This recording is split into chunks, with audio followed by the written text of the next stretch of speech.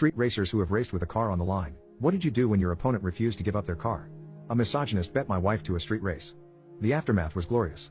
A while back, I decided to take a track day at a regionally known drag strip during a no-prep event. For those who don't know, no prep means that the racing surface is left unprepared to simulate normal street conditions. My partner and I took 2 pickup trucks with two-car trailers, with 3 cars in them along with tools, spare wheels with tires on them, etc. I brought my 1996 Honda Civic hatchback. Without going full car nerd, it has an engine swap and a lot of work done. It's quite fast for a Honda but really just a toy. I also brought my Nissan Laurel, which is imported from Japan and was never sold in the United States. The car is primarily a drift car, but with 30 minutes of work it can be changed over to a drag setup. My buddy brought his 1996 Mitsubishi Eclipse GSX. We were running all day making small wagers with those at the track, and together we were up just over 20k on the day from wagers. Around 8 p.m., with the track closing at 9 p.m., I had the biggest of Chads approach me. He engages in the typical smack talk about how my cars are slow and how incredible his car is, yada yada yada. After being goaded numerous times, declining a 10k race and really just trying to pack up for the day, this Chad decided to insult my wife in a rather derogatory and misogynistic way.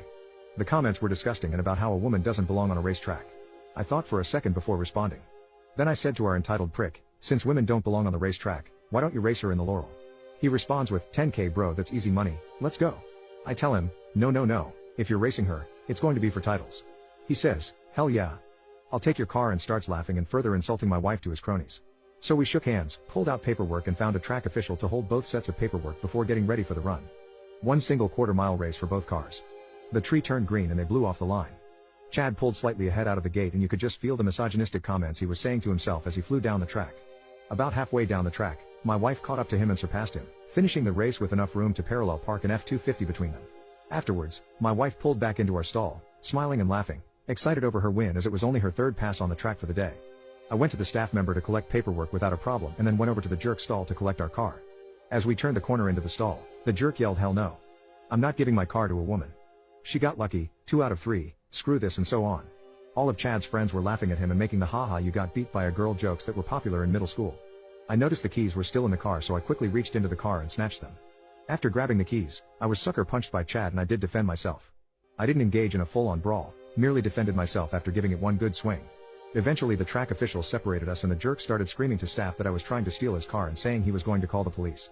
But in my state, all bets are legal at the track, as it's no different than betting on a horse. Taxes are paid on the bet. In the event of a title race, taxes are paid on the vehicle through the DMV. So the jerk's threat of police held no power. He continued to scream for another 15 minutes, not letting anyone else get a word in. Finally the owner of the track came by and ordered Chad off the property, or he would call the police for a trespass order. The owner also informed Chad that he was banned from the track for the rest of the year. We returned to our stall with the keys in hand and waited for Chad to leave. Having no choice, he eventually left without the car. A few days later, I was served with a $100,000 lawsuit from him. Turns out Chad had taken a $100k loan to build this race car and still owes almost all of it. The idiot had lost a 1969 Pontiac GTO with a specialty engine in it from Texas Speed and a whole lot of other engine upgrades. The engine alone retails for $45,000.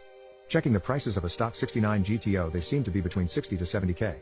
So I'd assume this car is worth 75 to 80k. According to his suit, the loan was taken in July of last year. The jerk not only lost the race fair and square, which he knowingly bet his car on, but decided to litigate against me, not my wife.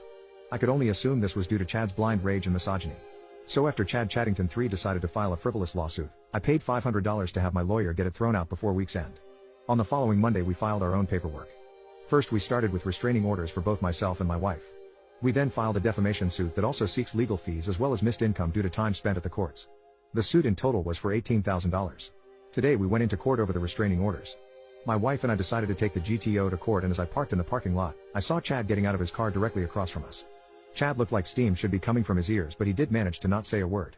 After about 70 minutes, the court called our cases for the restraining orders. Chad wanted a hearing. Through the hearing the whole story was told and the judge was very interested in Chad's physical aggression and threats. Chad also brought up the fact that the courts threw out his lawsuit for theft and stated he's going to lose his house because he cannot get justice.